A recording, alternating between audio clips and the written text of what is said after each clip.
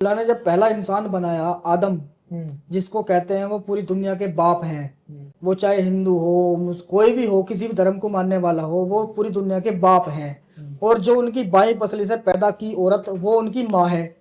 جب وہ پیدا کیے تو اللہ نے پوری جو مخلوق تھی، یعنی کہ اس ٹائم کے جو فرشتے تھے ان کے سامنے کے، ان کو حکم دیا کہ آپ میری بنائی ہوئی چیز کے سامنے سر جھکاؤ، سجدہ کرو، مطلب اس طرح سے۔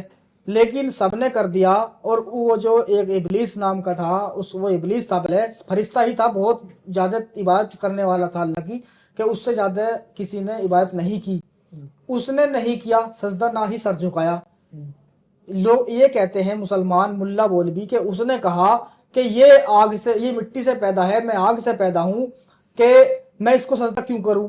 یہ چیزیں کہیں نہیں لکھی قرآن کے اندر، جو یہ بہکانے والی باتیں کرتے ہیں۔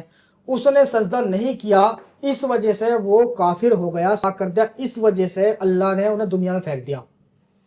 پھر وہ ہزاروں سال تک دنیا میں بھٹکتے رہے، اپنی معافی مانگتے رہے، لیکن اللہ نے معاف نہیں کیا، اور معاف کر دیا ان باتوں پہ کہ قرآن میں کہا اللہ نے کہ ہم نے آدم کو کچھ ایسے الفاظ سکھلائے جو ان کی معافی ہوئی، اور وہ الفاظ کیا ہیں یہ اللہ نے کسی کو نہیں بتایا، نہ ہی قرآن میں ان کی پہچان بتائی۔